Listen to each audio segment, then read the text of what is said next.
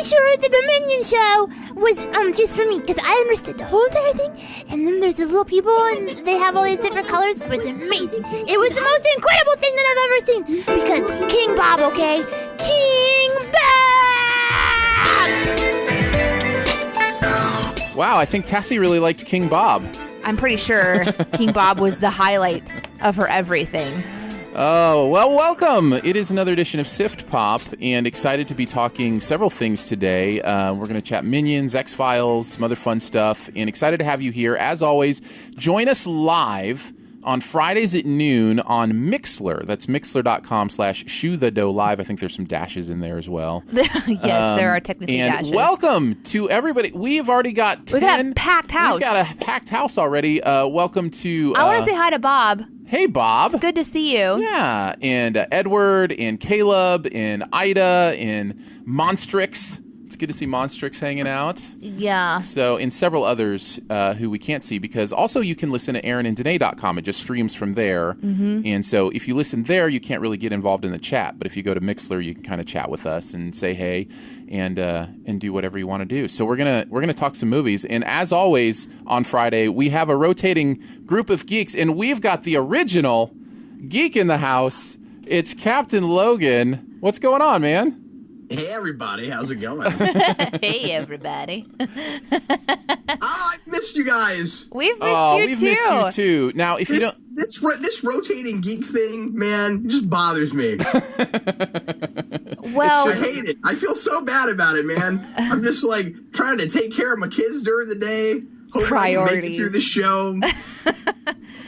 Well, you guys. It's fun, though, because we have had an opportunity to, connect with other people, too. We've had the rotating geek thing happening. But if you've watched any of our YouTubes from earlier on in the year and last year, we do a segment called The Critic, the Geek, and the Girl on the YouTube channel, and that's sort of been absorbed by what we're doing today. So yeah, it is now SiftPop, hosted by The Critic, the Geek, and the Girl. I'm the Critic, Danae's the Girl, and Cap is the Geek, and will always have that place as the original geek in The Critic, the Geek, and the Girl, and is always welcome back to chat movies with us. And you're getting some out. love in the comments. Yes, lots of people saying hey to you in the comments. So. Oh, great, cool. Hi, everybody. Danae, I think I've missed you the most. Aww. Wait a second. I'm sitting right here. Hey, Aaron. Mostly because I just talked to Aaron 5 days ago. Yeah, let me have my moment, man. Okay, yes, I'm sorry. He missed me the most. It's okay. It is okay.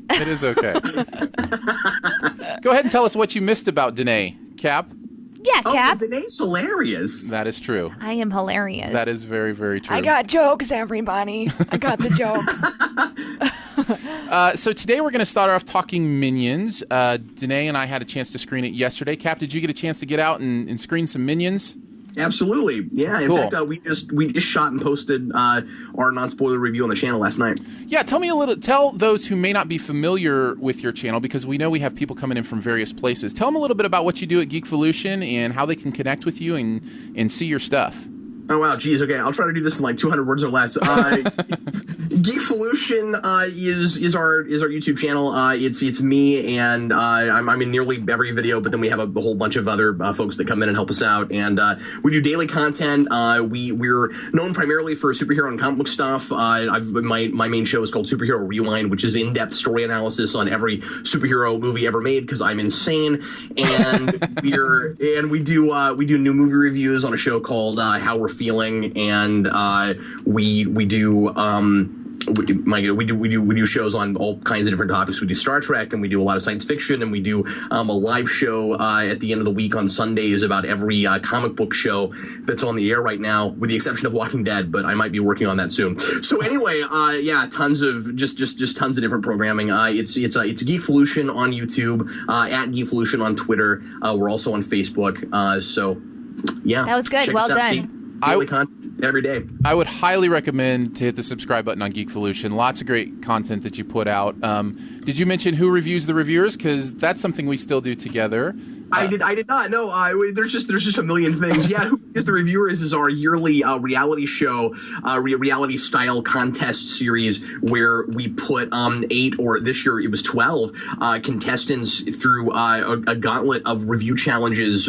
Folks that are trying to break into the video reviewing game, and Aaron is one of my judges. He won the contest last year. Yeah, he good did. job, Aaron. Thanks. and he's one of our judges, and we have a great time. It's really fun. We've got an amazing group of guys this year that are our contestants, and it's been really close and really tough every round already. So. Very, very cool. All right, so we're going to start chatting about Minions. Before we do, I'm going to play a little bit of a clip for you. Oh, are you going to play a clip? I'm going to play a clip. Okay. It is time to get down to business. Do you know who this is? La cucaracha? This is Queen Elizabeth, ruler of England. Oh, I love England. The music, the fashion. I'm seriously thinking about overthrowing it someday. Anyway, this pale drink of water oversees it all. I'm her biggest fan. Love her work. And I really, really, really want her crown. Steal me the crown and all your dreams come true. Respect. Power. Banana! Sandra Bullock voicing that voice there and doing a great banana from the Minions. That, of course, sums up kind of the plot, which is basically the Minions are going to find a new villain. They find this woman. Her name's slipping my mind. What was the villain's name? Scarlet Overkill. Scarlet Overkill, and she sends them to capture the crown of the Queen of England so she can be queen. Other than that, it's a lot of gibberish speaking and, typical kind of jokes that you get from Despicable Me films. I have to say, though, I started off the day. This is 2 weeks in a row where I have done power watching movies in order to prepare for our SiftPop, because we did Terminator, and I watched the original Terminator and then most of the second one before going straight to the theater to see Genesis. Yeah. Yesterday, I did kind of the same thing. I started off the day, finished my work as fast as possible, put up Despicable Me because I'd never seen it, and then immediately jumped into the second one, and then left for the theater to watch Minions. Yeah. You had There's a lot of little yellow people in my day yesterday. So I didn't even know really what I was getting into, except for that I've seen these plush toys everywhere. So talk a little bit about your experience then. Just briefly, each of us say, maybe kind of how do you think it was? I watched a kid's movie. Okay. That's pretty much sums up my day. It was a kid's movie. Yeah, I think that's fair. What do you think, Cap? I absolutely agree with you. In fact, that when we reviewed it last night, what I wrote on my board, you guys won't be able to see this because you're on audio. But when I wrote my board, I said this movie made me feel like you have to be no more than this tall to ride this ride. Yes, that's a good way to sum it up. That is a great way to sum it up. What about you, Aaron? That is exactly right. I think it's one, the kids certainly loved it. They were having a great time. I took a couple of my boys. They thought it was hilarious. Did they really? They really did. Okay. And they had a great time. And I just sat there the whole time going, where's the story? Where's the character I'm supposed to fall in love with? Where's, Yeah. And I don't know if part of that is coming off of Inside Out, which was so deep and so, thinky and still a great kids movie. But you come away from these and you go, oh, yeah, that's right. Sometimes they just make the movie for the kids. I think I had one good laugh. Yeah? What was it? The very, very end. So it was the kind of laugh where I'm like, finally, something made me laugh. But there were kids laughing because, there's minion butts in this movie. Right. Just a heads up. There are little yellow rear ends. And so, but, so there's like different kinds of levels of laughter for the kids as the movie is going on. But I really actually thought that the audience was kind of lackluster throughout most of it, too. There was a couple good laughs in there, but... Yeah. I will mention, you laughed at something at the end, and I don't want you to necessarily give it away. But if you do want to know what she laughed at, we actually have decided for SiftPop, once we're done recording the live podcast, main show here. the Patio Show, half podcast, half radio. I don't want Patio to take off. You keep saying Patio. It just I don't know. It just sounds dirty. It does sound dirty. But it's not. So what we'll do is after the live portion is over, we'll go ahead and record a spoiler portion that we'll put up in the podcast feed. So if you want to hear kind of spoiler talk about the movies we talk about, you'll need to subscribe to SiftPop on iTunes or Stitcher. And then we'll release the inside. We'll get into the details of the plot line that if you're an adult, it probably doesn't matter anyway. So what about you, Cap? Did you find anything funny for you? Yeah, I guess our audience, Danae, was enjoying it more than yours was and kept laughing at things that I didn't really think was funny. But then I was surprised by the few times where no one was laughing at things that clearly were supposed to be a joke. Yeah. And you look around and the audience go, why is that a joke? I don't understand. Some of the period 1968 humor was kind of funny. I don't know why we exclusively were making fun of music and nothing else, but I thought that the bit with the monkeys bit was funny. There's a couple things here and there like that, but yeah, for the most part, really forgettable. I mean, I'm glad we're talking about it today because if we talk about it next week, I would not remember anything. That's a great point. That I saw. Yeah, this is that kind of a movie where after you finish watching it, you just sort of like flush. Mm-hmm. And then it's just something that you watch. It's like, I don't know what my takeaway from this movie is.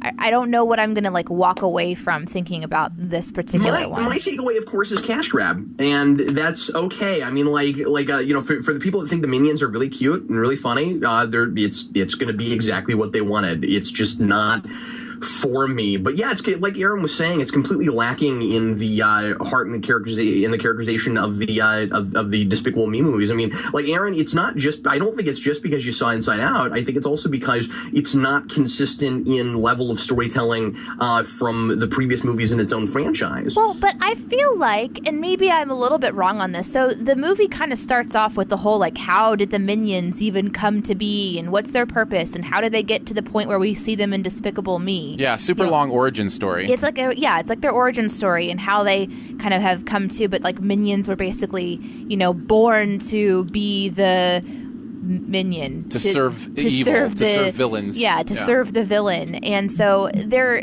was a lot of possible really fun stuff in there, and I'm not going to try to go into again too many details. So if you really want to go into this with a fresh mind, I don't want to give anything kind of away, but essentially what happens is the movie has to decide to focus on just a few of these Minion characters, because as we already know, there's so many of them. There's like a plethora of Minion. So they have just 3 kind of take control or take over the main kind of like leading point of this movie. And because they do not speak English, and because most of their eyes are covered, they really have to find a way to have these little characters do a lot of emoting based on their voice, of how they're trying to get their little gibberish out. A little bit of eye movement, a lot of body movement to kind of show you like what they're experiencing, like what the Minions' emotion is. And we just lost Captain Logan, just in case you guys noticed the shift. He'll be coming back here hopefully in a second. But I thought that they had to do that. They had to just pull a few out and take them to the front. So I feel like this story for me just kind of, I don't know, maybe Aaron, you'll agree with this. It's sort of like when people choose to go on an adventure together. So there's these 3 Minions on this adventure together, and the stereotypes of one being a leader and one being the underdog and then the other one being the goofball. And they kind of like play on that triad. They play on that little trio of characters. So, the underdog is the one that kind of like has his coming of age story, and then the leader is the one that also has his own story. I think there was some good emotion in those evolutions of those characters, but it gets lost whenever you've got other things kind of going on, number one, and number two, they don't speak English, so you can't really understand them very clearly. So, yes, Ida in the comments is like, Lord of the Flies for dummies. Yes, that's basically it. And we do Yeah, as far as I think so. Okay, good. So, and the BDG also in comments, I don't think you're supposed to go into this movie with a mind at all. Like, but I kind of wanted to. I wanted to go in and think like, oh, they're going to do something really clever with this. Okay, but see, here's the thing, and I get that excuse, right? You hear it with some movies, like turn your brain off, just go enjoy it, just go have a good time.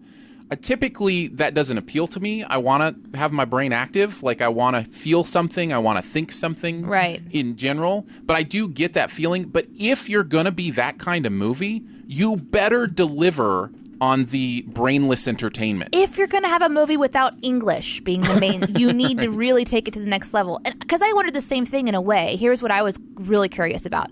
Am I being too hard on a kid's movie?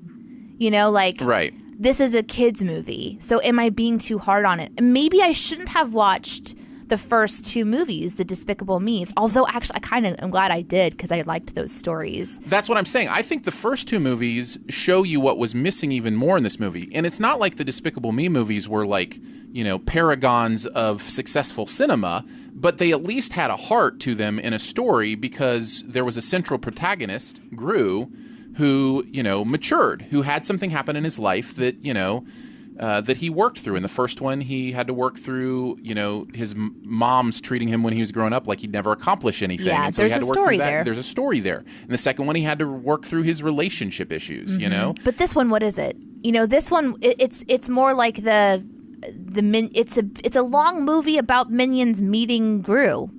Right. You know, pretty much it's like, here's what happened just a few minutes before they met Gru, like that. But it's more than a few minutes long. Honestly, it's not. It's not even you know, that clever. It's more here's a bunch of stuff that happened and then tack him on at the end. Yeah. It's kind of like a little tie.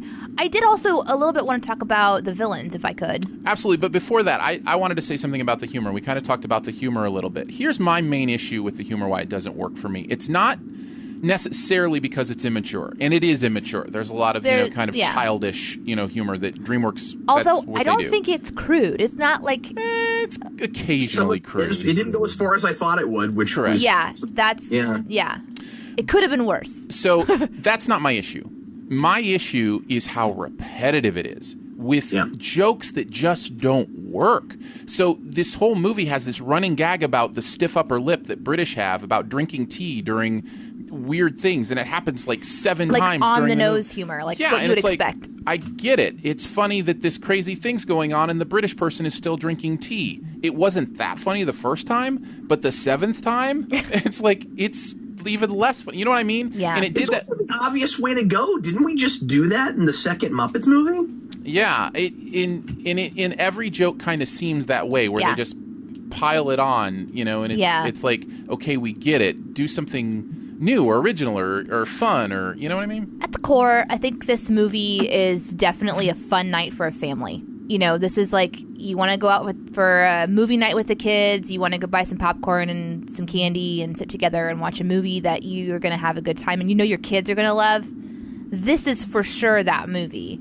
So for adults, though, that are like looking for something with depth, I definitely suggest turning your brain off. Brenton in the comments says, "We will wear you down with our bad humor. Eventually you will laugh." I didn't. He's right, though. It almost treats humor like torture. Like, eventually we will make you laugh. We will break you. Yeah, going as far as having a torture scene that's not that funny. Yes, that's true. That is true. Talk about the villains, Danae. You wanted to go into that. Yeah, so when I watch a movie that I know is aimed at kids, or I know there's kids in the movies, I always try to put my little kid filter on and think what would they find terrifying in this film, or what would you want to have a little warning about before going in? And some are worse than others. This one's actually not too bad, but this whole movie is based on the minions connecting with a variety of villains. And there's this particular part where the villains kind of take over a central role and they're all chasing the minions. I thought that would be, as a kid, pretty scary. I don't know. Maybe I'm out of the loop because I don't watch, a lot of movies anymore. But I think that kids might walk away with a couple of phobias. A phobia of puddles and a phobia of clowns. Because there's a couple of things in there that I was like, whoa, I think that was kind of terrifying. And then there's the torture chamber. So those were one of my thoughts on the villains. But my main thought on the villain, and I'm really curious what you're going to think about this, I thought that Sandra Bullock was terrible. Really? Sorry. I've been really, really hoping to not say that. Like, No, you're fine. I saw her name at the very beginning. You know, it said Sandra Bullock. And then... As Scarlet Overkill. But it didn't say that. So No, I it didn't didn't. know who she was going to be. Right. So then, like, the main character, the main villainess in this movie, Scarlet Overkill, I didn't enjoy her. And then probably about like 3/4 of the way through the movie, I realized I wasn't connecting to her voice work. Not only that, but I thought that the animation, like, didn't match up with her mouth. Like, it's almost like her voice is very dead compared to the animation. And I could never get into that character. So here's what I would take from that. You know, you're saying that I've never had these thoughts. Like, usually I'm totally bought into a character that's I'm not animated with a voice work. This is the first time that one's really bugged me. But I see all these movies, and this is a common problem with animation that I think happens when you cast by name and not by character. And I think they cast Sandra Bullock and they cast John Hamm by name instead of finding the right person for the character. Let's go back to Inside Out since it's the most recent. You look at those emotions. They are cast by character. Lewis Black is the perfect character for anger.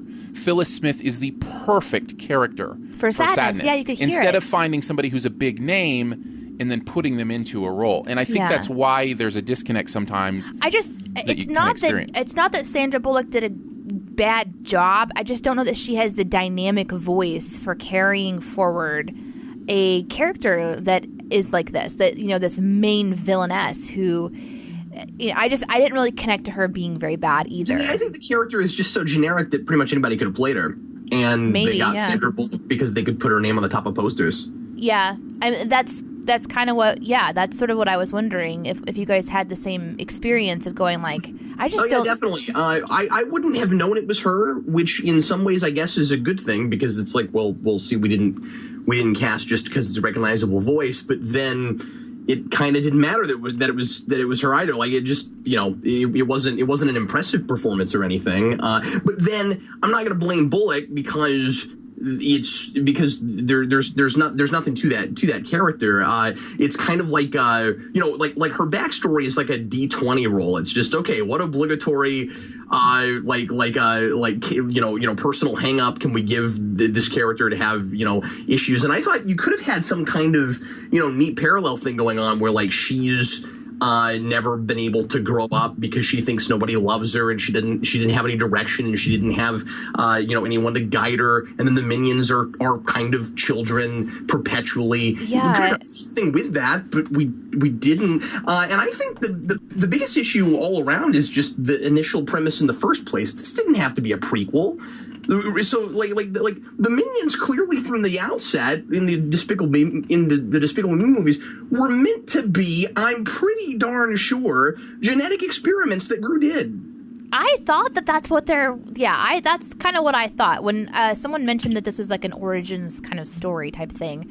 I really did think it was going to be that they were an invention of some kind, but we can get into that more in the spoilers. Kind of the other thing I was. When you were talking about that, Captain Logan, I'm realizing I didn't really have any character. Usually I can relate to a character in some way, like on a human level. The most I can super, super, super relate to talking gibberish and making up silly songs and not singing the correct words to it and just the reckless abandon. That childlike ability of the minions is, I think, a great beacon, though. So, like, despite all the other stuff that I don't think doesn't work, I love that they amplified that kind of. Minions are just like, they're like fun little kids that just are free to just be themselves, and they're I don't know, there's not a care in the world. They don't realize that they're in danger. They're just, on a beautiful childlike adventure, and I did love that feeling, and that's what I related to. If there was anything in the film, I didn't relate to any of the human characters, or didn't really get sunk in and feel anything for anybody, but I did. Well, and you can never really feel anything for the minions because they're just this indestructible, always like there's no peril for them. The minions are never in peril. So there's sure they are. they're in peril. How? You just don't believe, like, you.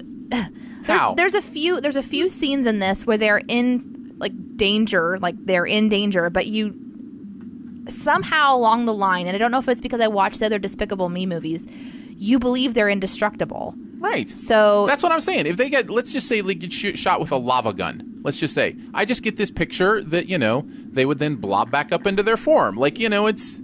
And we'll talk more about that in the spoilers. About how you can't even hurt them, much less kill them. Yeah. So there's not a lot of payout there either. Like the buildup of tension, like there's just not a lot of payout in this, except for the paying for the tickets to take your kids to go see it. That's you're gonna feel that. All right, final thoughts on the Minions before we move on to our next topic. I think so let's do one more thing. Everybody pick one more thing about the movie you want to, say or get out there. If you don't have one, that's fine. All right. And I'll start. Okay. My one more thing is, and I've said this about other movies, specifically Penguins of Madagascar, I think suffered the same thing. I think it is very, very difficult to take a secondary character who is comic relief, especially, and make them the center of a movie. I think that is very, very tricky, and in this moment can't think of a time when that's been done correctly. Penguins of Madagascar suffered the same thing. That's a comic relief secondary character, and the movie just couldn't center on them. And I think this movie, for the same reason, has a lot of issues. What about you, Captain?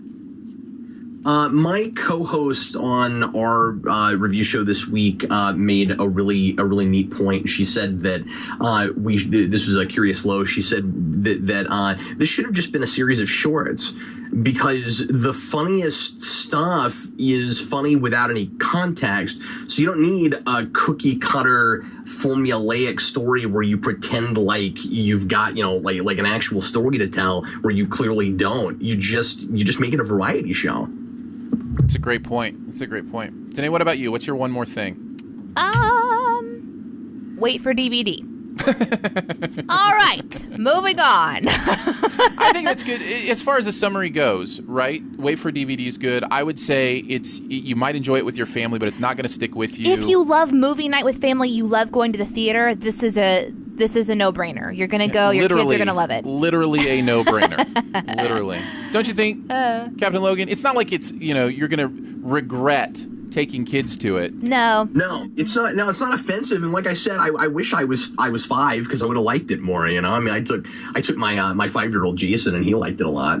Yeah. And I have to be careful with him too, because he'll look at me at the end of a movie. He knows that Dad critiques things for a living. So he'll look over at me and see what I think of a thing. I made a mistake last year of telling him that I didn't like the new Ninja Turtles movie, and he's never gotten over it. He'll be like, Dad, why don't you like that movie? He asks me that all the time. So last night he looks at me, and I had to be really careful to wipe the scowl off my face. We were at the end, and we're leaving the theater, and he's like, "So Dad, why didn't you like that movie?" And I was like, "No, it was fine." Like I'm not gonna analyze the thing. I'm not for my kid. No, I deal with that as well. You know what I do wonder, before we go on, just real quickly? I do wonder what a kid's takeaway from this movie would be. Because they're, like I said, when we were having some tech issues and kind of getting Captain back, as I was saying, these 3 characters, one of them being the underdog and has his story. I'm just wondering, like, which one of these minions kids can kind of, like, identify with. That'd be a fun conversation to have. I think that the differences that you're talking about are pretty much discussed only, and that kids aren't going to care about that, and it's going to go over their heads. There's not going to be a takeaway for a lot of kids, I think, so much as just it's like a theme park ride. You enjoy it while you're there. Yeah, I think the kids are takeaway. going to go back to Lego Movie, and they're going to go back to Monsters University before they go back to this. You're right. The takeaway is just going to be someone going King Bob, and they're not going to remember anything about that. So yeah, banana. All right. And banana. Can you guys answer me a question? Are they obsessed with bananas just because they sort of look like bananas? Is that the joke? I don't know. I don't know that. I never got it. I think it was because when they said banana, it just people thought it was funny, and so they keep going back to that. That's my assumption. Life kind of thing. Okay. Yeah. I think that's right. We've stumbled on something funny. Let's drive it into the ground. I think that's probably right. All right, let's move on. Yeah, let's chat a little about Patreon before we go into the next topic. Shoe the Dough is created because our supporters make it possible. So we have right now about 20 people that give money to Studio DNA so that we can produce Shoe the Dough. And we have other things we would like to do, but right now it's just all about making sure that Shoot the Dough gets to 5 days a week. Right now we're at 2 days a week, today being Friday at noon, and also Tuesdays at noon.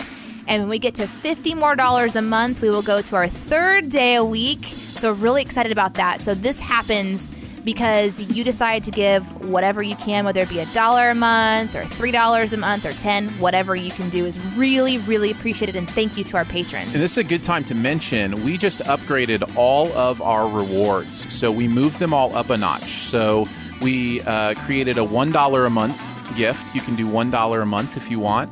And that gets you all the extras. All the extra content that we put on Patreon. So, for instance, we'll record a bonus segment every podcast we do. So twice a week, we will record a bonus segment that will be available only for supporters. And to be a supporter, all it takes is $1 a week.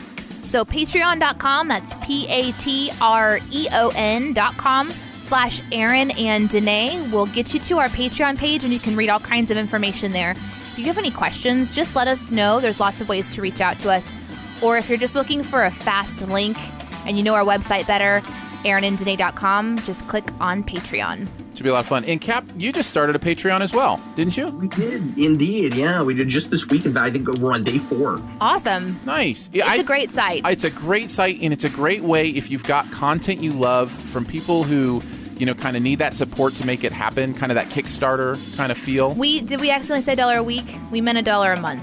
Yes. Thank you, Bonnie, for helping if we meant. I mean, $1 a week is what, $4? So you could do the $3 a month if you want to do about $1 a week. But it is a monthly subscription, so thank you for catching that in the comments. And should mention that if you do go up to $3 a week, there's more extra perks. There's extra perks. If you go up to $10 a week, 30, I think we do a monthly hangout, with you at $10 a week, and then $30 and so forth. So, but yeah, we tell people the $1 is a great place to start, to just do $1 a month. I do keep saying week, and I apologize. Well, we are a weekly podcast. It's just wishful thinking.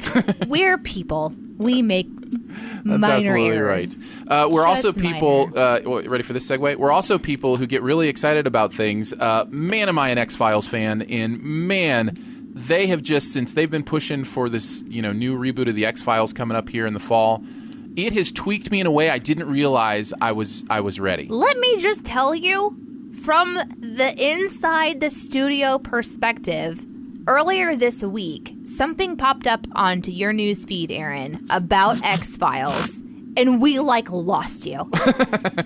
We were supposed to be doing something else. Aaron's just he couldn't, and you were trying, Aaron. You really were trying. You were like, okay, no, I got it. I can watch this later. But you could tell it was kind of you couldn't let it go. You know what's funny? And Cap, you may have seen this too. It was just 2 split seconds of new scenes from the new series. It's at the end of this promo for this thing they're doing where they're showing an episode of the X-Files every day leading up to, the new series or whatever. And I didn't know that.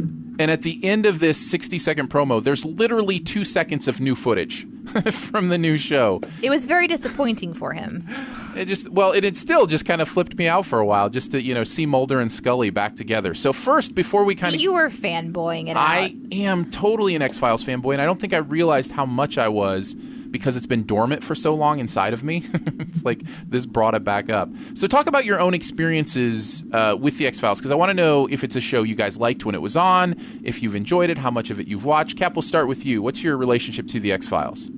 Yeah, I watched it here and there while it was on. I had a friend back in junior high and high school that was just obsessed with it, and she had a friend that came over every week, and no one else was invited, and they watched that show. And she got me even, I guess, more into it than I had been before. I saw the movie when it came out. My dad and I would occasionally watch it, and I always liked it a lot. I enjoyed the feeling of being lost. It was a fun show in sort of a creepier but similar spirit as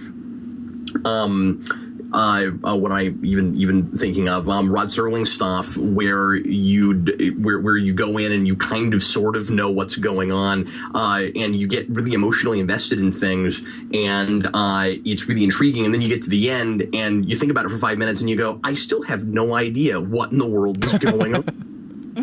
We forget this. That was the point of it. Like that's not a thing to criticize, really. Now you can complain that the mythology stuff is too much that way. That ultimately a lot of that was really convoluted, and it didn't feel like there was enough of a direction, and and the show just kept going. But as far as those singular episodes, that was kind of the format. I always like to think of it as like fictionalized unsolved mysteries. That's a great way to say it. Danae, what was your experience with the X-Files? And feel free, by the way, to comment with your own, thoughts on the X-Files in the comments as well. Did we have one from Ida just a moment ago? Mm-hmm. Yes. Yeah, Ida says she wasn't addicted to it, but she liked it, thought it was interesting, and loved the premise. So when I think of X-Files, I'm back into, high school. Again, like you said, Captain Logan, with just having friends that were totally obsessed with it. I never really got into it. I think part of it was just the home environment, not something that I was really ever even allowed to watch or encouraged to watch. I think it was just, deeper, scarier stuff. It was more horror in my mind. But when The Fringe came out, I started watching The Fringe, and I remember being told that it was very similar to X-Files, and that you've got these, mysterious things that are happening that are otherworldly, that is all being covered up by different secrets of the government. And I was like, man, I can see myself getting into it. And I loved watching The Fringe so much that I decided to go and watch just a couple of X-Files episodes. And so I caught a couple of them, and it had that same vibe to it. But of course, it's now older.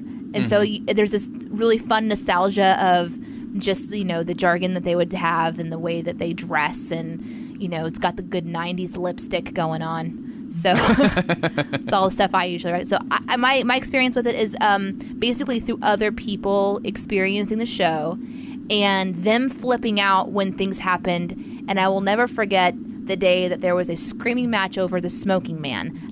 I do not know anything about Smoking Man. All I know is that there was a couple people that were really passionately talking about it. I had no idea what was going on. Wow, that's interesting. I think for me, it hit me at that sweet spot. I'm older than you, Danae, and so I was in college when it was kind of going strong, and so I was out on my own for the first time and choosing my own entertainment, and it was one of those things that was on the darker and creepier, side of things that I like to watch, but it was so interesting and so well done and so cinematic. It was cinematic at that point, like nothing on TV had ever really been. Yeah, it was going into these different topics that had not been gone into. Yeah, and it felt like a big screen show. It felt like movies every week. It felt like you were getting a little, movie, a little miniature movie every week. And I just remember being so in awe of it. And I look back, and maybe you guys can comment on this as well, about how it's, influenced television since then. It really was one of the first serialized shows like that actually had, story arc episodes that were unresolved. Up until that point, most television resolved every episode. Yeah. They told like a complete story. Right, and it had full episodes. They called them, they even, kind of started their own terminology for those kind of things. They called them mythology episodes. These were the episodes that weren't going to be complete stories. They're just going to move you along the mythology. See, I love it when a show comes along like that, that's willing to change the boundaries of, what we're used to in modern day storytelling on television or even in movies. I'm going to do a throwover to Lost as an example. Though I did not watch Lost until it was into its second to last season, and then I binge watched all of them to get caught up. I remember friends that are so passionate about different mediums talking about that they were willing to just kill off characters and how that was so not what you expected, and they were really just breaking into these, you can't do these things because A plus B equals C, which is a good show, and people will watch if you do A plus B. And I love it when a show says, I'm just going to take some risks here. We're going to do something completely different. Yeah. And in that way, Fringe is an A plus B equals C show versus X-Files being that one that really just breaks the mold. So I think I would... Molder. I see what you did there. I did it. Yeah. I made a good joke. So I would be interested in watching it. In the comments just a second ago, it was mentioned that it's a good binge watch. And I think it was Ida actually maybe mentioned to get through the first few shows, which are intro to kind of more, and then kind of get more into the meat of it. So which is always a good thing to do whenever you're getting into a new show. I want to talk about that. I want to give people some instruction if they've never watched the X-Files or only watched a little bit about, if they want to watch this new series, kind of what should they do. Before I get to that, though, Cap, did you have anything you wanted to say about how the show has influenced other TV shows since then in culture? Anything along those lines? First of all, ever since today brought up Lost, all I can think about is a grudge match between the cigarette smoking man and the smoke monster. Who would win? Comment now. Let us know. If that video doesn't exist on YouTube somewhere, it should. It needs to. It's a crime. If you make that, hashtag Captain Logan. Anyway, obviously it's had an enormous amount of influence. And within it's that much of a phenomenon, obviously positive and negative. You guys were talking about how it kind of created that format of doing those singular stories that wrap up at the end, but then having a big overarching story in the background.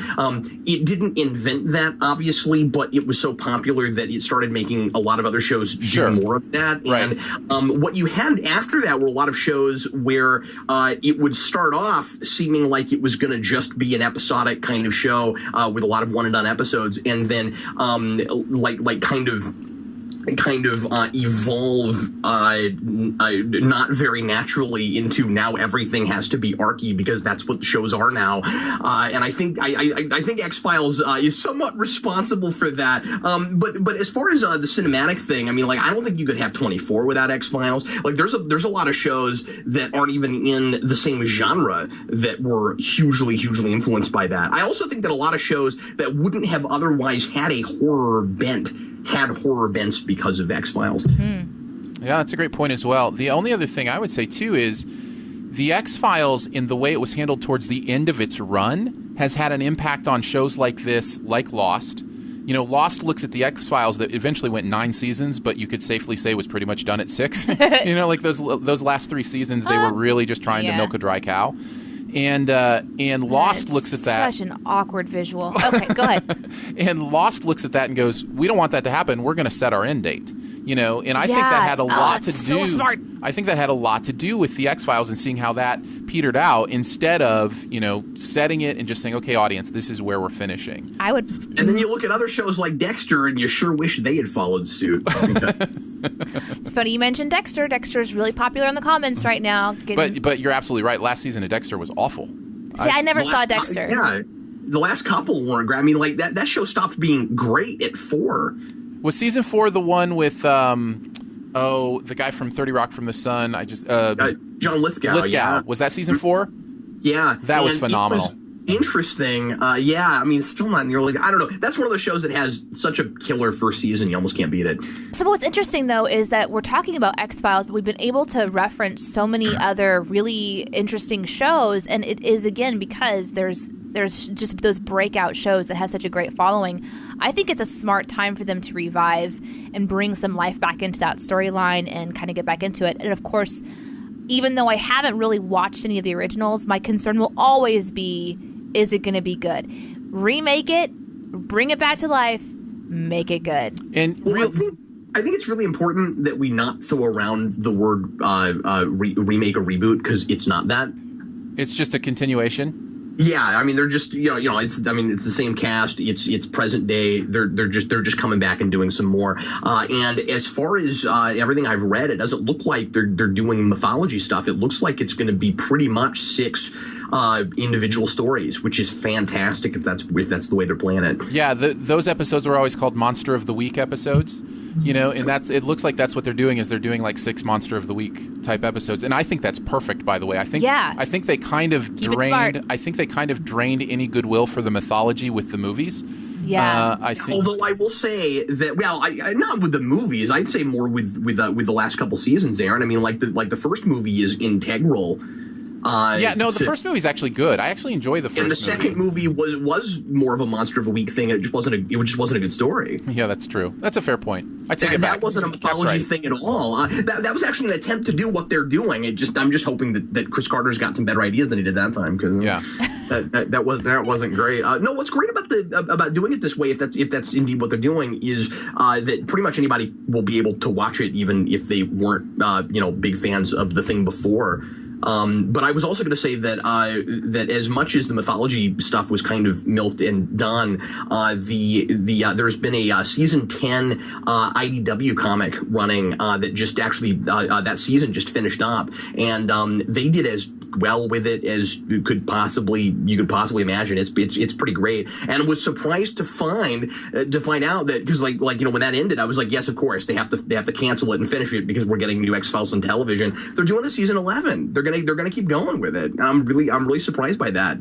But I wanted to put a quick plug in real quick for the comics because they're wonderful, and they have that same format where those guys have a wonderful voice for the characters, but they have the same format where it's sometimes Monster of the Week and it's sometimes mythology stories, and some of the stories are 4-6 parts, and some of them are just 1 or 2 issues, and it's great. I recommend that to anybody. I'm really glad you mentioned that, and that's one of the things I love how in touch you are with kind of the culture of the comics, because sometimes we forget, those of us who love stories, that people are actually still telling those stories in comic book forms, especially people like me who just haven't been into comic books for my life. And that's just such a great reminder that it's there if you want to continue to interact with these places. If you can read, it's there. That's right. If you can put letters together. So briefly, we've got about 5 minutes before we want to head to our next topic. So in 5 minutes, if each of us could say maybe one episode or one thing that people should, from the X-Files. Danae, you may not know this, having just come to it. Well, it's good that you're going here, because my question that I was going to pose is, as somebody who hasn't really gotten into the X-Files, what would be a good launching point? So I feel like kind of basically what you're about to say would really help somebody kind of launch one or two into episodes. Cap, what do you think? What's something you would recommend people see to kind of get into that universe? Wow. And it's been a while since I've gone back to it. In fact, I'm just about to quick plug. I'm actually just about to go back and start binging that again. And Eric and I are going to be doing full hour videos on every season until the new show comes out. So I'm going to be going back to it. But I would say really any of the standalone episodes from the first couple seasons before it gets more polished looking, because I think some of the charm of that show is how gritty and cheap it looks early on. And I don't mean cheap in a bad way. I mean like there's production value, but it looks real. It's got that in common with something like Blair Witch. And I really just like go back to first and second season and kind of pick one out of the hat. Probably my favorite is the introduction to the chess playing kid with telekinesis. Oh yeah, that's a good episode. BDG mentions it's streaming on Netflix. Cool. Oh, yeah. Good to know. Yeah, Good to know. It has been for a long time. So in fact, that's one of the first shows that they were streaming, and it's never left. So hopefully, fingers crossed, we won't lose it. We won't lose it like we did 24, just before 24 came back. When they did the miniseries for 24, they pulled it. And I'm hoping that doesn't happen with X-Files, especially because they're both Fox shows. Nice. I would absolutely say watch the pilot. I think that's essential. It really sets up the characters really, really well. And at the end of the day, it really is Mulder and Scully that tie me in, Yeah. And that's why the show, Mulder and Scully were gone after season, 6. Well, I think Mulder was gone after season 5, or Scully. One of them left after season 5, and the other one after season 6, I think. And that was such a big deal. Yeah, well, they coming back every now and again. They kind of did. Yeah, it wasn't the same. It wasn't the same. It never was the same. It certainly wasn't. But it was. I think it was later than that. It was like 7. But yeah, I don't know. And Doggett just never did it for me. No, not at all. And then the others I would mention is in the first season, I think there are 2 episodes with the same monster, Squeeze and Tombs, I think. I would recommend those. Watching both of those is kind of an example of kind of the creepy, icky factor that X-Files does. They really, in those episodes, stretched those muscles. And then I would, for the quirkiness of the X-Files, because that's something we haven't really talked about, how quirky that show was too. I would recommend finding, I think it's from season 3, Jose Chung's From Outer Space. Brilliant episode, very meta. It's almost an episode about the show itself. And, now a lot of movies and TV shows do that meta thing where they're kind of about themselves. Then it wasn't that common, but the X-Files did it really well. So Jose Chung's From Outer Space is one that I would recommend as well. Interestingly enough, we're going to move on to our last segment here, but interestingly enough, we talk about secondary characters that don't, necessarily work on their own. People forget there was an X-Files spin-off TV show. It lasted like 12 episodes. Yeah, it was based on the Lone Gunmen, the group of nerds that helped Mulder and Scully out, and it was awful, and it completely failed. And again, because you made kind of the humor sidekicks the main thing. What we're going to do is for our bonus segment for this episode, we're going to talk about pieces of pop culture that take the secondary character and make them the main character and talk about some of our favorites for that. So if you're a Patreon supporter, you'll see that pop up in the Patreon feed. But we're going to finish off this episode with our buried treasures, like we do every single episode. Woohoo! This is when we sift through pop culture and we talk about the little golden nuggets that we find out there. Yeah, so... I'm excited for mine. All right, well, why don't you start then, Danae? What do you got? What's your buried treasure this week? I found a link to a website that streams Mystery Science Theater 3000. Wow. So if you remember the show Mystery Science Theater 3000, which was my cousin's favorite show, and so then of course I liked it too because my cousin was awesome, so I had to like what he liked. I was introduced, I was like, I want a gumball. Who's that? A little gumball machine. So, but they, when you go to, it's pluto.tv/watch/MST3K. I will link it in the show notes so you can just find it there real quickly.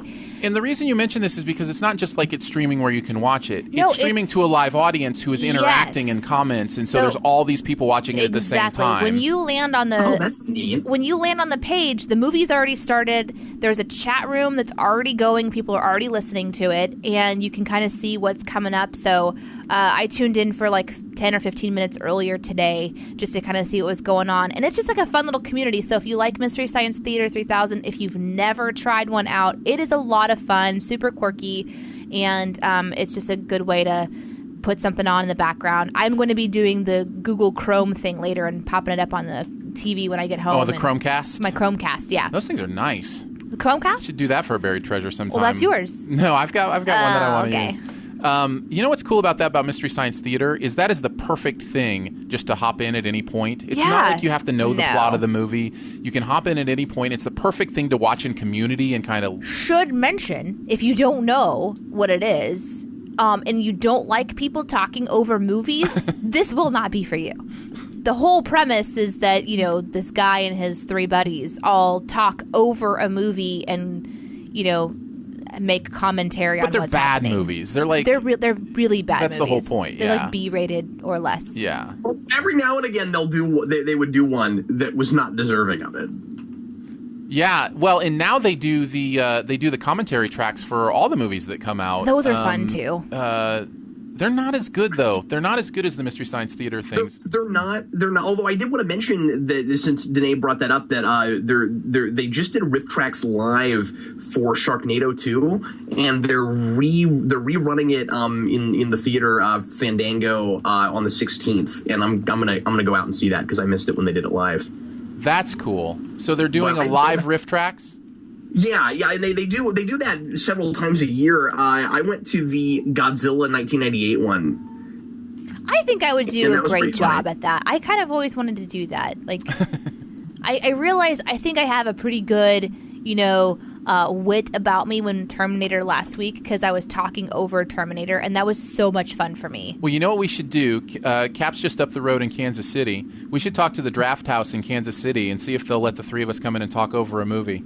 That'd be fantastic. That'd be a lot of fun. They do stuff like that. To do it professionally, of course, you've got to write out all the jokes ahead of time. No, I refuse. No prepreration. That's how. I'm just telling you. That's how. Of course, that's how the MST3K guys do it. No. It is in the moment genius. They have a big slurp of big gulp with a lot of caffeine. They sit down and That's all off the top of their head. All off the top of their head. Off the top of their scully. See what I did there? As you did. Well, then, Danae, you shouldn't go to Riff Tracks Live because you won't like that you can see that they're standing at podiums and reading. I'll be heckling them. Put your notes away. Use your smarts. And then you'll feel dumb because you're in a building that they're not in. That's right. It's being streamed into the... Anyway. Yeah. No, I'll heckle them. What about you, Cap? What's your buried treasure? I wanted to mention a program that I use called Collectors. It's the word collector with a Z instead of an S so that it sounds cool and it pops out and you notice it. It's collectors.com. It is a archiving program that I've been using for several years now for comic books, but they have database programs for all kinds of stuff, and I think it's still like $30 a piece. I'm about to catalog my movie collection, and so I'm going to get the movie one. There's a movie one, there's a book one, I think there's a music one, and it's the best database, hands down, the best database I've ever found. Somebody asked me about it the other day, one of our Patreon subscribers, so I thought I'd mention it here. And basically what you do is you catalog your whole collection, but it's really efficient because you can either do it manually where you type in the thing and you hunt for it and you put in all the issues or whatever we're talking about for whatever kind of thing you're archiving. But you also can type in the numbers under the barcode, and you can even use a scanner app on your phone and scan in barcodes. And get all your stuff in that way. And the amount of information that they have for each item is astounding. It's really extensive, and you don't have to add very much, if at all, any of it yourself. And with comics, and this is the same again of movies and books and stuff. One of the reasons I like to use that particular program is because of the gallery layout, where you can see all your covers in crystal clear, really, really big JPEGs, and you can move across it in like, it looks kind of JavaScript, and there's kind of like a sort of a museum kind of cover flip thing where you can look at your whole collection, and you can make sure that because these days we have so many variant covers, you can make sure that you're looking at the covers that you actually have. It's a really nice and easy way to go in and gap fill and figure out what you're missing and what you need to go on eBay and pick up. And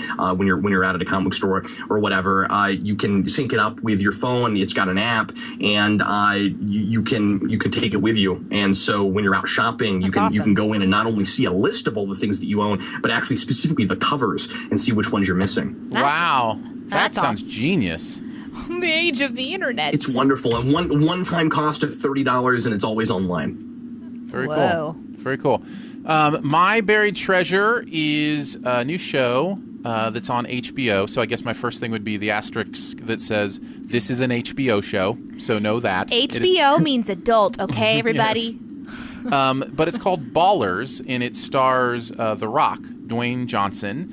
And he is so good. Like I've just decided he may be the most charismatic actor we have working today. Like he loves what he does. He is having a good time. I said maybe. I'm willing to hear other choices. Who is more charismatic than The Rock on screen? I don't know. I was just surprised to hear you say that. I haven't seen him in anything recently. I just saw him in San Andreas, and that movie's not great, but he is. Like, it's just, So anyways, he just has this presence about him that draws you in, and it's the same in this TV show. It's 3 episodes in. It's about professional football players and kind of what they try to do after they're out of professional football.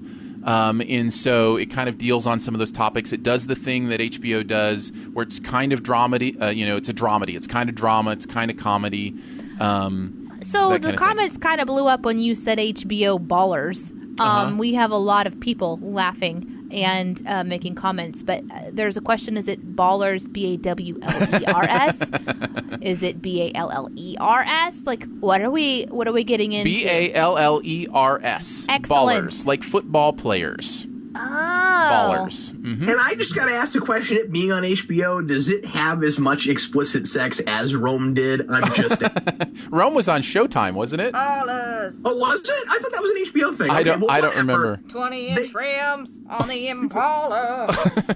That doesn't even sound like a premise that would require any explicit sex, but I'm sure there is some, right? In the comments, we have my friend is in the comments right now, and she watched Rome and just she loved it. She was always raving about it. Every time I went to her house, it was her on the couch in Rome, and she's just like, "You've got to watch this." So it's so weird because once Game of Thrones is on TV, it's like nothing else is You know, it's like there's no more lines to cross. So Yeah, that's true.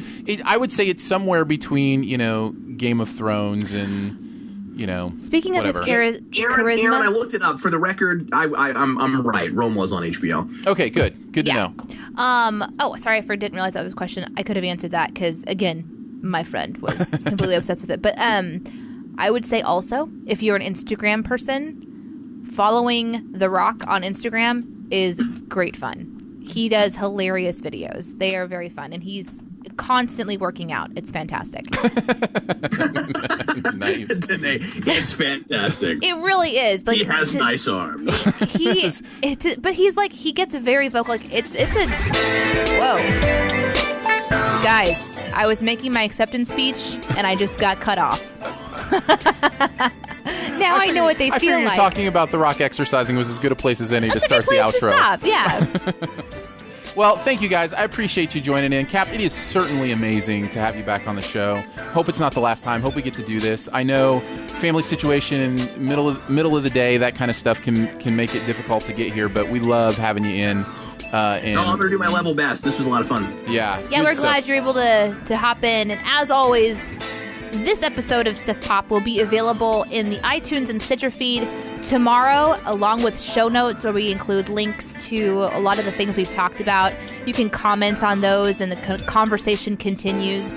For those that support us at a particular level on Patreon, you can actually catch this episode here in just a little bit. We'll have it up on patreon.com. As well as, if you're on Patreon, you'll get that bonus segment where we talk about pop culture pieces. The secondary characters took center stage. We'll play favorites and pick our favorites. And if you subscribe to SiftPop, you'll get spoilers on the Minions. We'll talk a few spoilers as well, so you can look for all those things. Guys, thank you so much for being in the comments today. There's still so many of you hanging out in the comments. We love it. Listening on other devices through our website and such. So thanks for making the chat so amazing today. It was definitely my favorite chat so far. Check out Captain Logan at Geekvolution on YouTube. You can check him out there. And, of course, Aaron and Danae at aaronanddanae.com. And thanks for joining us. I've got to go check out The Rock's Instagram. We'll see you on Tuesday for the next live episode of Shoe the Dough. Welcome to the SiftPop Spoiler Cast. Yes. This is my favorite. I like to talk spoilers, but we don't want to talk about spoilers in the main podcast because not everybody wants to know what they're going to be experiencing. So we decided to do our own separate podcast. So if the word spoilers is something that you're confused about, we will be giving away major plot lines of this movie. Major plot lines of this movie that has really no plot lines to start off with. Yeah, right. Oh my God, you spoiled it. Now, Danae, I gotta say real quick that I'm not real sure how this whole thing works. So I want to practice and see if I'm doing this right. So there's a giant one at the end. That's exactly right. That's right. That's how it works. Okay, good, cool. I know how to spoil things. Awesome. Or there's a giant one at the end. Or we could spoil this. The Minions, they were not created in a lab. Like we kind of talked about that in the main podcast. Yeah, that's right at the front of the movie. But still, that's something else. That was in the trailers, though, today. Yeah. Well, we don't watch trailers. Yeah. We go in with a blank slate. We try as much as possible. Okay, so here's the thing. There are actually a couple things I do want to talk about that are kind of spoilers with this movie. And it's surprising because I really didn't think there'd be much to spoil in this movie. By the way, in case you're just downloading this one, this is Captain Logan from Geekvolution who's joining us. You can search for Geekvolution on YouTube. Was joined us for the podcast, now joining us for the spoilers. I want to start with this. And you actually mentioned this during the podcast, and I consider this a spoiler. Gru is at the end of this movie. And when he pops on screen, it was more obvious to me than at any other point in the movie how much heart this movie lacked. Because when he popped onto the screen, I had emotion. Yes. Like I was like, yes, they're meeting Gru. Yeah. You know, like this guy and the journey they're gonna. And I was like, I didn't experience that through the entire film. Me but either. the way they did it wasn't remotely clever or interesting. No. He's up and they follow him. The end. You know, we can't do that early because there's so much padding in this movie that it makes me wonder why we can't do that a little bit earlier and then maybe discuss a little bit why he's what they've been looking for millions of years. Yeah, I am totally with you. There's just nothing to that. A child who freeze rays and takes the crown. Yeah. So the whole premise of this movie is that the minions are going to find their next big boss, and they continually accidentally kill all of their previous bosses, so they have to keep searching for the next big bad boss, and they end up kind of... I mean, the series of the ways that they get to England, it's just ridiculousness after ridiculousness. But essentially, 3 adventure out to go try to find the big boss and, then let all the rest of the minions know that they're there. Another running joke throughout the movie that didn't really work for me, Kevin, Bob, and Stuart, right? Those are their names, had themselves reflected in all these different things. So they'd come through a billboard that was their shape, or they'd see them on the dating game on TV, or... And it was and it was, of course, conveniently all 3 of their names. Yeah. So I don't know why that's funny, but okay. I mean, I guess the bit about, like... we just lost... Spoiler alert, we just lost Spoiler Captain alert. Logan. Captain just froze. Hello, Captain. Captain Logan. Are you there? Sorry, guys. Oh, it's okay. So it would be one thing if they kept trying to find, their bad boss and that storyline went somewhere. But where it landed was the 1970s in London, where then suddenly a whole other plot develops where we have this underground secret society of villains that they somehow magically see a TV commercial for while they're stuck in a mall overnight. Yeah. Like, nothing ever really develops fully. It's just and it's all plot convenience. Here's the thing. They conveniently see this ad. They conveniently run into another family who, guess what? Conveniently are villains. They're villains, and they're heading to Villain Con. And also, all the air quote choices they make are also conveniences, right? Oh, yeah. There's nothing any of these characters do of their own accord except... I guess, trying to steal the crown because that's what they're supposed to do, and the giant one at the end punching a wall. Yeah. That's about it. It's a very, very poorly crafted plot movie, and I think that is what makes it so frustrating for me, is that they had to just sit down at a table together and go, all right, how are we going to get them to London in the 1970s so they can meet Gru? And make it... That's a great point. Today, I could have written this in an hour and a half. The actual story. I mean, there's some jokes that are, I don't want to use the word inspired. That's going too far. Well, but you were right in the podcast, in the main podcast, Captain, when you said that it's just all on the nose. It's like, okay, well, they're going to have to steal the crown jewels. Okay, well, why not? Of course, that's what everybody steals. Like, why did it have to be the crown jewels? Why couldn't it have been something else? Everything was just so expected, and it was just all done before. It's just with minions. And here are 3 very specific weapons for each of you to use. And I have an idea. Let's have you each use them one very specific time and then never come into the plot again. Yeah. Yeah, that's great. Good point. I didn't think of that. So as far as a spoiler goes, I mean, we obviously didn't enjoy the movie.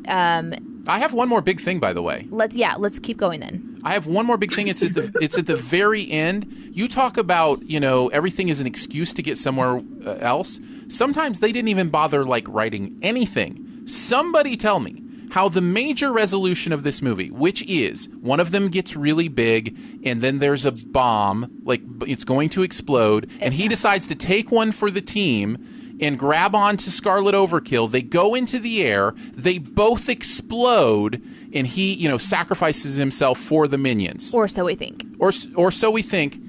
And then he's floating. Never actually thought. They just pretend like that's what's going on. And then he floats back in. And then also Scarlet Overkill comes back in. Well, and I think what? So why even have that? What is the point? They're trying to build that tension of, did he kill himself? But then you completely undercut it. There's nothing.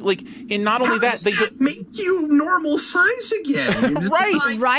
I exploded, and now I'm normal size again. And the thing is, if you're going to do those kind of cartoon physics, you just have to be consistent about it. Say, this is a universe where that kind of thing happens, and then if you're going to pretend like there's any kind of tension or conflict or anything, it's got to come from a different place. And if it doesn't, then don't have that. Just make it an hour and a half long, 1935 Warner Brothers cartoon. Or the other question in my mind, as he is floating back down to Earth as a small minion, his clothes are still big. Yeah. How did that happen? That's actually a really good point. And so, like, the explosion didn't even take out denim. No, and that's right. It didn't even burn denim. It didn't. At this point in the movie, and it is towards the end, there's just so much that you're like, I can't even think this through logically. You're just you're swallowing it just like he swallows the rocket. Pretty much, you're just gonna walk out the theater and just pretend like everything was great. The end is where I laughed, though, and I did want to also spoil my particular laughing point. At the very, very end, they're being thanked by the queen for saving the day and returning the crown jewels to their rightful owner, etc., etc. And I just remembered another stupid thing with the plot line. Sorry, I'll leave that alone. You know that there's enough silliness. You don't need all. Oh no, of the you're going to tell us individual. after this. I want it all. She's making a diagram about all the things. It just got serious. Stuart is given the mega ukulele, aka electric guitar, and he does a riff, and that cracked me up. That was funny. But that was the reckless abandon. That was just him being crazy, and it was good animation. Moments. The movie has those. The Minions have always had that charm and humor, which makes them perfect sidekicks. How did they not figure out that was what makes the Minion movie, that them being in the movie, so great? Like, how did they not just try to figure out how to amplify that particular part of them and then get them to it only works as humor deflection. It only works as a side thing. It doesn't work at the center. See, I'm gonna argue with you, Aaron, and say that it might, and they just didn't even try it. So how would you know? I agree with that. I don't think they tried. Because again, I think that all you have to, I mean, it's got to be a shorter movie even than what we had, probably. Yeah. But I think all you have to do is have a movie that's not dialogue driven, that let them do their gibberish stuff. Don't have a lot of characters that are also talking because we got to have talking, and just do like a Mr. Bean thing with it. Just have them go. Oh, that's the absolute right way to go. Do silly stuff, and because the way that this is played, a little of them just goes a long way for me, and like it wasn't handled in even the obvious way that would potentially make the thing work. I completely agree with you, and there was a point.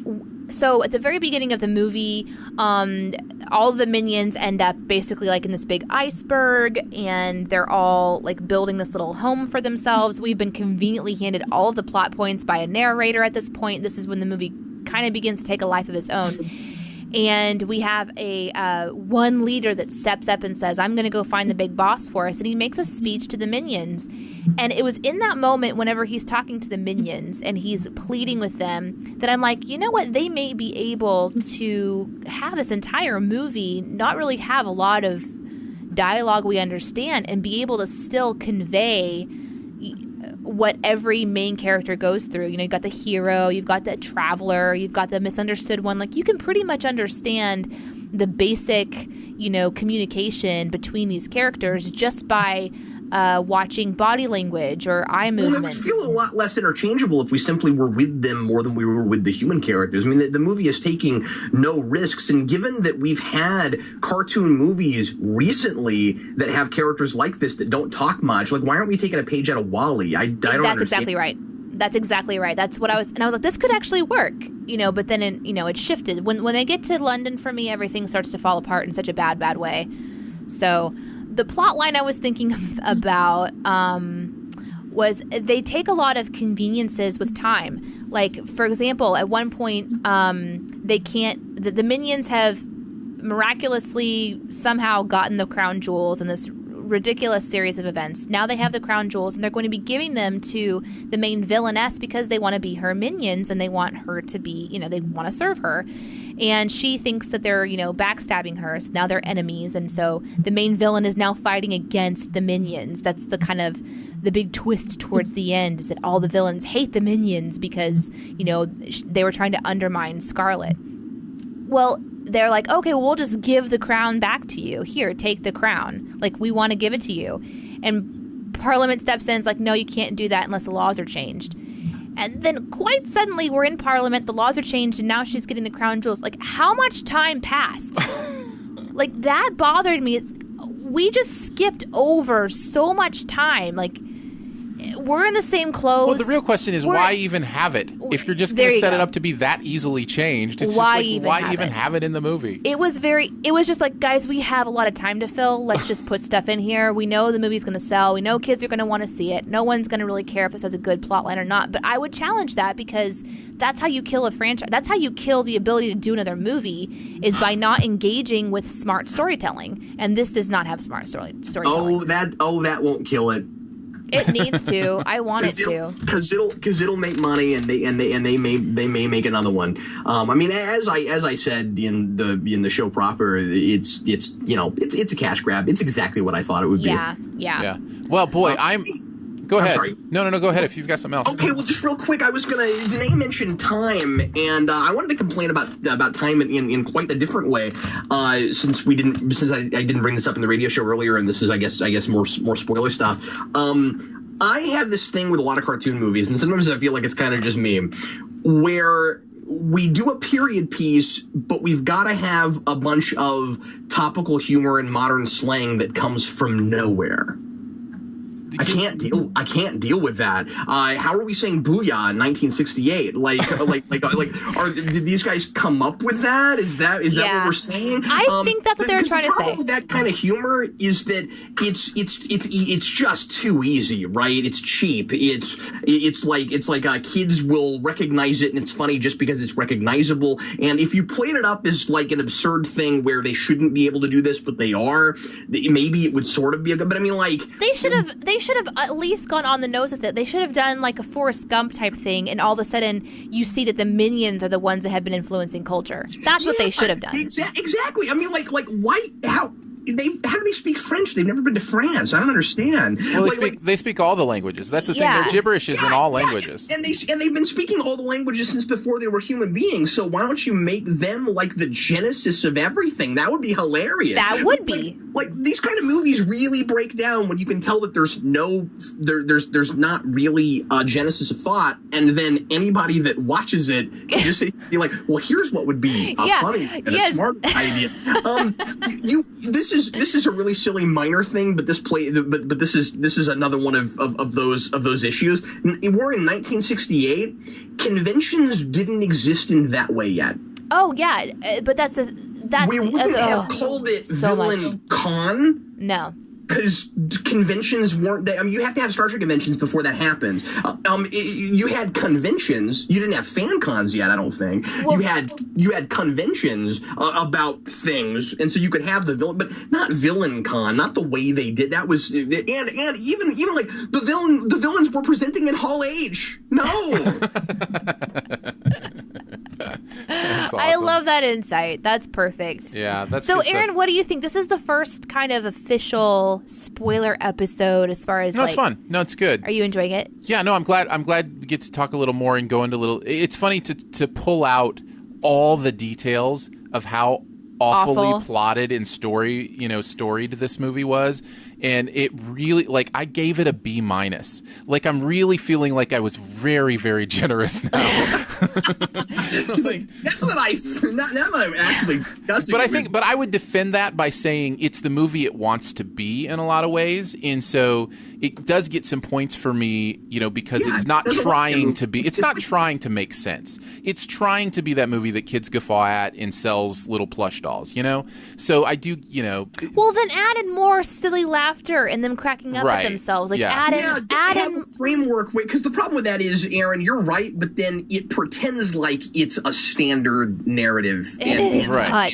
Don't do that. Just don't do that. Just be a bunch of absurd jokes all strung together in some kind of a logical way, but you don't need a cookie cutter story.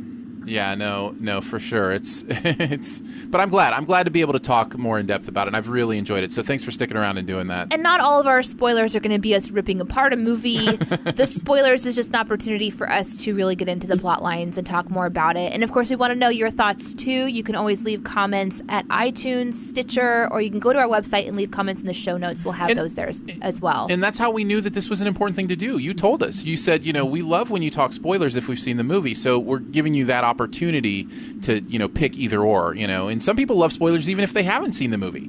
They like to know everything that happens before they go in. So those people are just weird. So here we have a spoiler, and then should we also just say that what our next week's is? Like, give like a little teaser too? Oh, sure. Feel free. So next week... It's like, no, you just shut you down. No, no, Danae. not do that, actually. That actually happens sometimes. It does. I'm not afraid.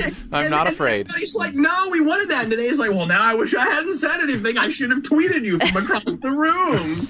So next week we're going to be, for SiftPop, we're going to be reviewing Ant-Man, which means we're going to have a spoiler version of Ant-Man as well. So be sure to tune into the live show. That's Friday at noon Central. You can find quick links at aaronanddanae.com. Very cool. Thanks, guys. Thanks, guys. Thanks, guys.